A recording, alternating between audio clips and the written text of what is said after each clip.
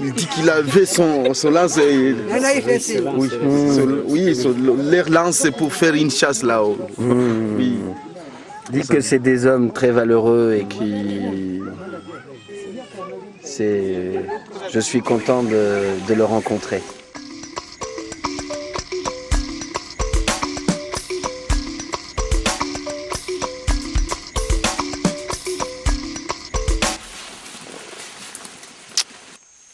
Quelque part entre le mont Kaouzi et le mont Biega, les gardes nous emmènent rendre visite au Mugaruka, une famille de 11 individus qui a été repérée ce matin par la première patrouille. Nous découvrons 4 premiers gorilles perchés tout en haut d'un arbre qui semblent avoir du mal à supporter leur poids.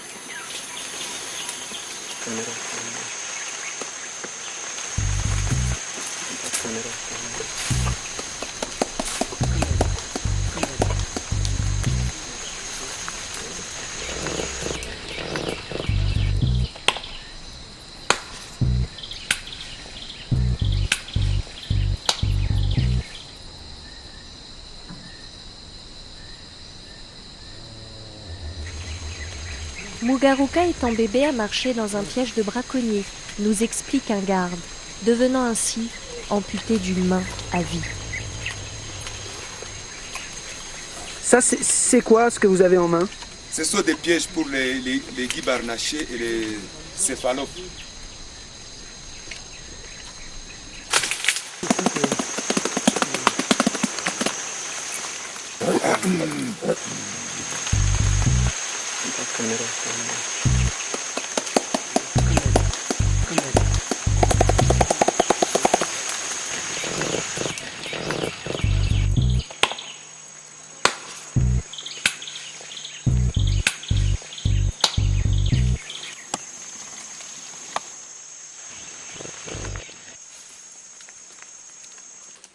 Le dos argenté Mugaruka semble au bout d'un moment perturbé par notre présence et tente de nous le faire comprendre en nous chargeant.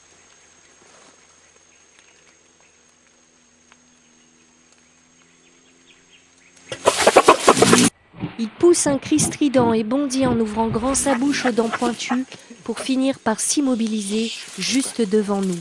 Xavier n'a pas tremblé d'un poil. Je suis morte de frousse. Mais le gorille se rassoit tranquillement, comme saisi d'un besoin de réflexion. Son regard devient à la fois vague et songeur. À quoi pense-t-il? Les hommes ne seraient-ils pas tous mauvais? Pourtant 4000 gorilles des plaines de l'Est ont été assassinés depuis le début de la guerre, en 98. Culture avoisinant le camp des gardes.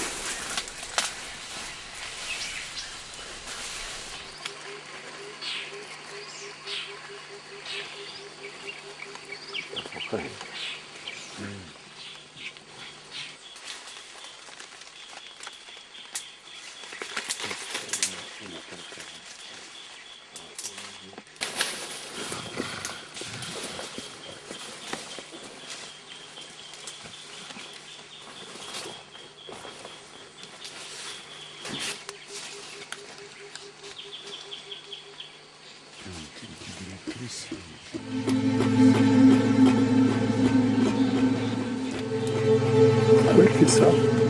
Ils ne veulent pas qu'il les approche.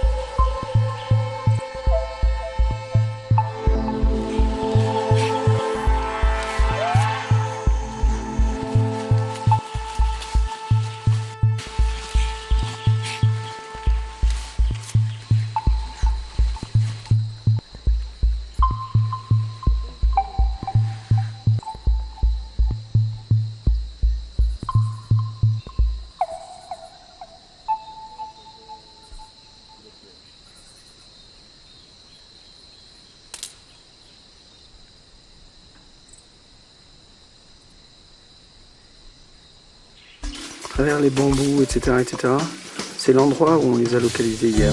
Voilà. Transperce la forêt équatoriale. Voilà. Je peux vous dire que pour trouver les gorilles, il faut avoir la forme physique. Pour le moment, nous sommes en saison sèche et la saison sèche, vous voyez que la végétation est très haute et la vision pour essayer de voir les gorilles, c'est un peu difficile. Essayer de voir les hautes fougères et pour apercevoir les gorilles, c'est un peu difficile. Durant toute l'ascension du mont, je ne pensais qu'à Mukocha. J'avais son visage gravé dans ma tête, avec sa façon bien à elle de nous observer, avec un intérêt similaire à celui que nous lui portions.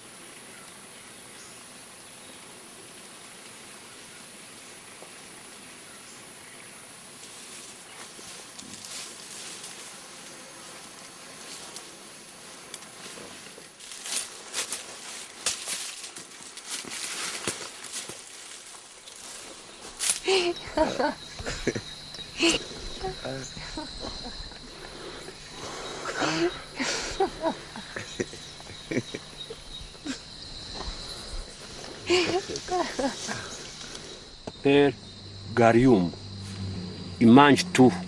Il fait ceci, comme ça, comme il dit déjà, il mange tout. Donc il fait des boules et il le mange. Il mange les boules comme ça. Il mange.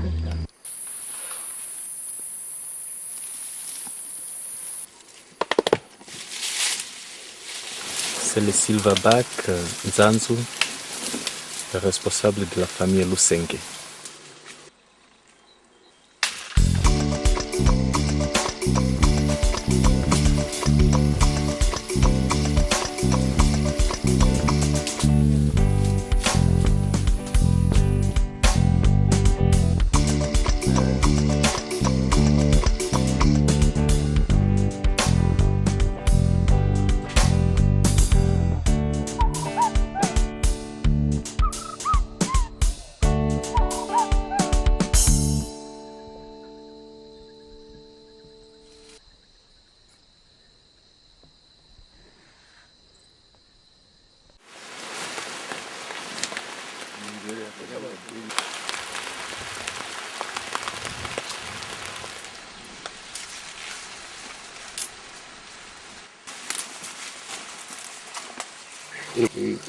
Ils épluchent avec leur dents et ils mangent la tige intérieure, la moelle fraîche de ceci.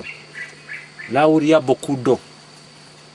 Et c'est pour cela que normalement les gorilles ne mangent pas, ne boivent pas beaucoup d'eau, puisqu'ils en profitent de ces Mimilopsis excellens, beaucoup de plantes là-dedans, là où il y a d'eau.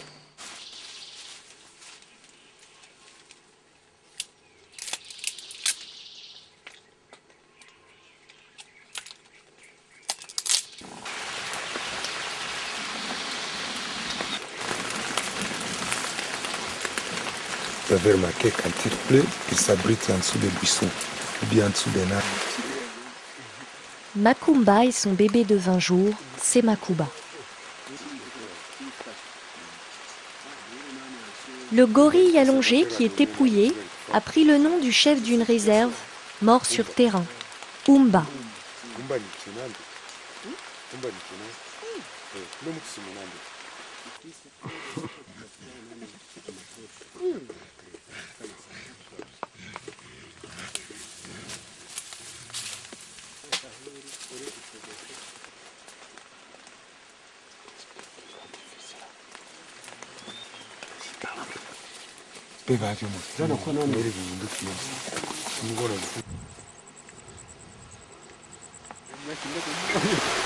La pluie tombe soudain sur le mont Mikeno. Nous approchons de la plus grande famille de gorilles du Congo, la famille Kabirizi, constituée de 39 individus. Le dos argenté Kabirizi a remplacé récemment le gorille dominant Luwawa, mort assassiné. Kabirizi, le chef de la troupe, est encore difficile à approcher et les gardes le rassurent ponctuellement par de brefs tout-sautements afin qu'il sache en permanence notre position aux alentours de sa famille. Mais Kabirizi continue de lancer des cris d'intimidation. C'est peut-être lié à la présence d'un mâle concurrent à proximité. C'est un blackback? Bon, ça t'a fait être blackback.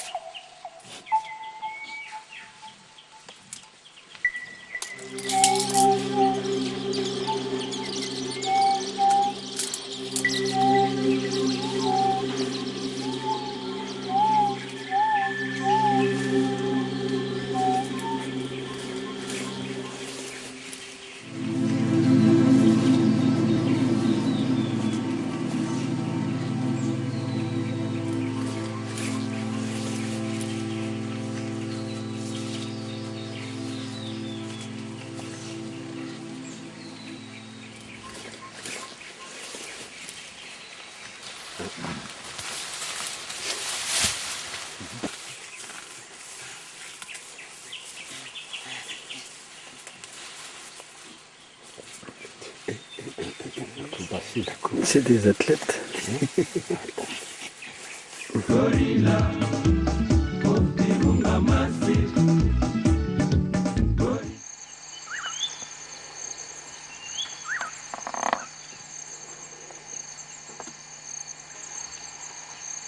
De ces jours, ce sont les militaires qui restent comme les dominants de ce parc. Moi, j'aimerais que le gouvernement empêche les militaires de ne pas détruire le parc, puisque ce sont eux qui sont armés plus que les gardes. Ouais, je l'ai vu. Ouais. Parc national des Virunga, secteur Est, ancienne station de recherche scientifique de l'Ulimbi. Durant le seul mois de juillet 2005, le village de Nyakakoma, dans l'enceinte du parc, est incendié et pillé à plusieurs reprises par les milices rebelles de la région. Ces factions armées, appelées plus communément les inciviques, assiègent également la ville d'Ichacha et s'emparent des armes et de l'équipement de terrain des gardes du parc. Notre patrimoine naturel mondial est en péril, et ceux qui le protègent aussi.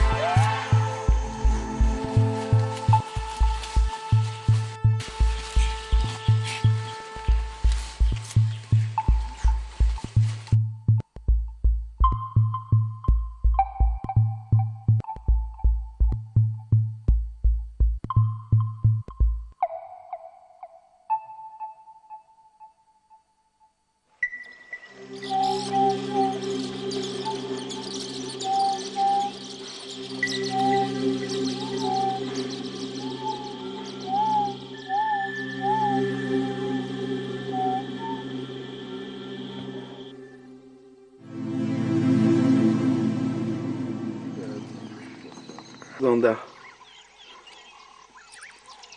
On voit encore les dégâts des feux de brousse. Les militaires se querellent chaque fois avec les gardes, question des animaux, et même arrivaient à faire braconner les poissons, y envoyer des pêcheurs comme on les a vus. Ils étaient dans leur caserne pour défendre ces pêcheurs.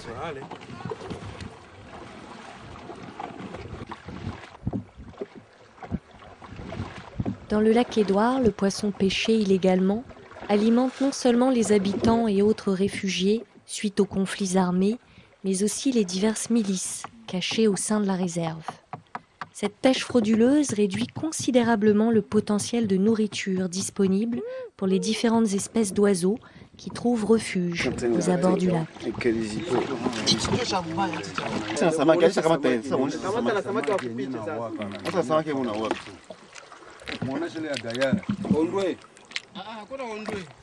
Bon, ça c'est le Clarias lazera. Poisson-chat, Clarias lazera.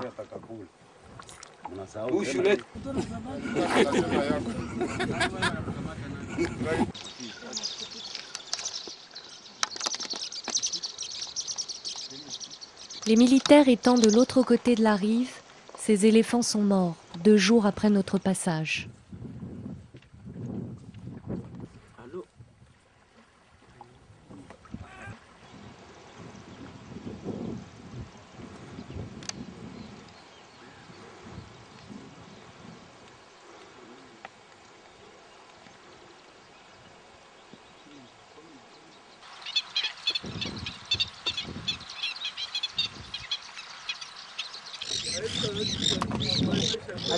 Sasa pale iski wataweza kupata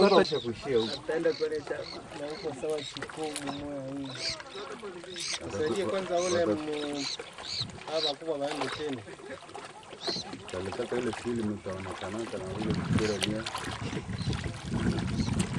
Nyangura kile chiboro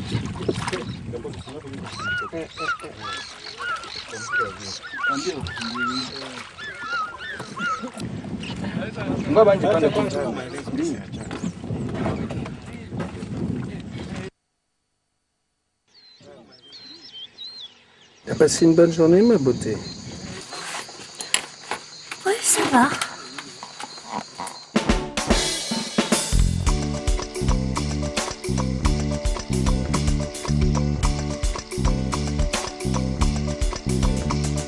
Nous sommes éprouvés et traversons les derniers nuages de soufre qui se dégagent des profondeurs de la montagne monstrueuse qui semble tolérer nos pas. Le Nyiragongo est entré en éruption le 17 janvier 2002. Il est situé à 19 km au nord de la ville de Goma, près de la frontière entre le Congo et le Rwanda, peuplée de plus de 400 000 habitants. La lave a détruit 14 villages voisins, puis a atteint Goma, qu'elle a marqué sur 500 mètres de large et 2 mètres de hauteur, forçant ainsi son évacuation.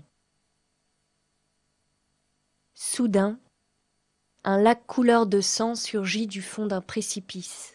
Une lave rouge rugit, tourbillonne et se torture elle-même. Plaie ouverte de la terre créatrice.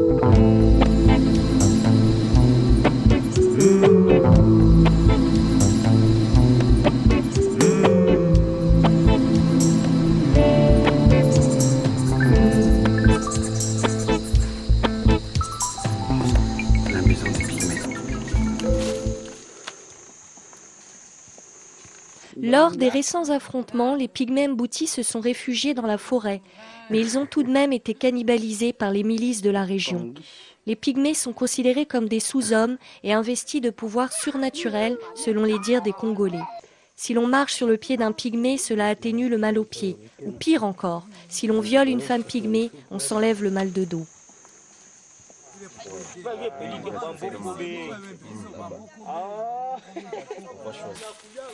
Depuis plusieurs générations, les pygmées Mbouti maîtrisent parfaitement l'art de la chasse au filet de tendri. Filet constitué d'écorces de lianes entrelacées qu'ils transportent sur leur tête à travers la forêt. Ils installent ce piège entre les arbres avant d'y rabattre les antilopes et autres gibiers.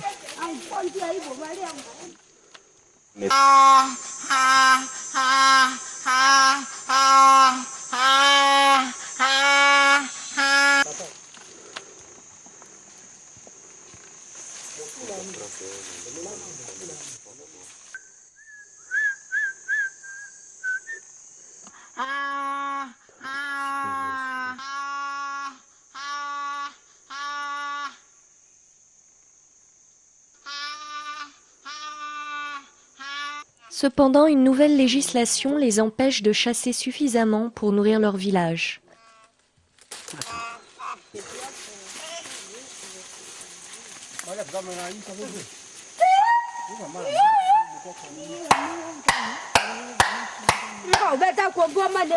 Les pygmées Mbouti font partie des derniers pygmées à pouvoir encore vivre dans la forêt. La plupart des autres tribus pygmées en ont été définitivement chassées et dépérissent, marginalisés aux abords des villes.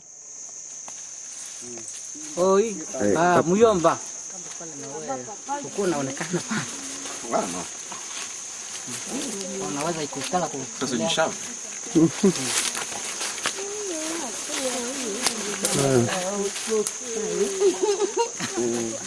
C'est beau. D'accord.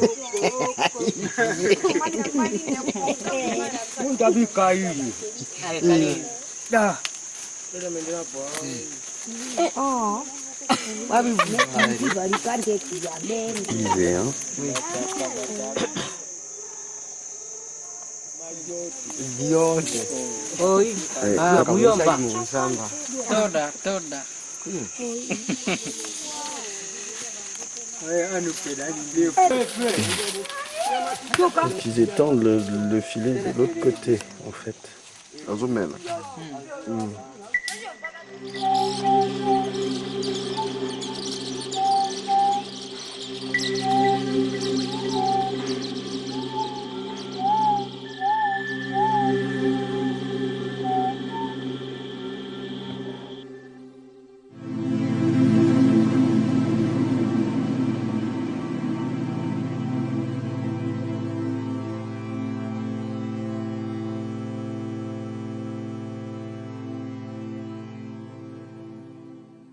Karibu wageni, Masinja elitukuka, kwetu hakuna matata.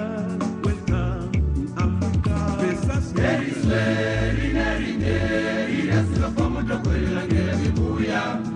Chez nous c'est le paradis, vous verrez des merveilles, des gorilles, des montagnes, forêts et rivières, singes, chimpanzés.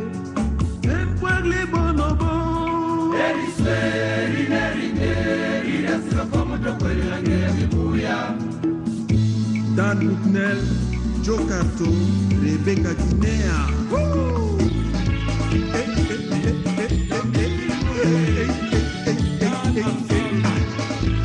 Ari Chiruza, Ital Katemo.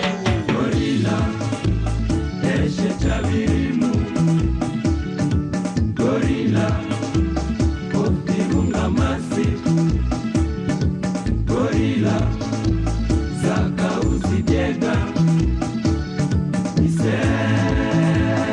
Gorilla, Pesas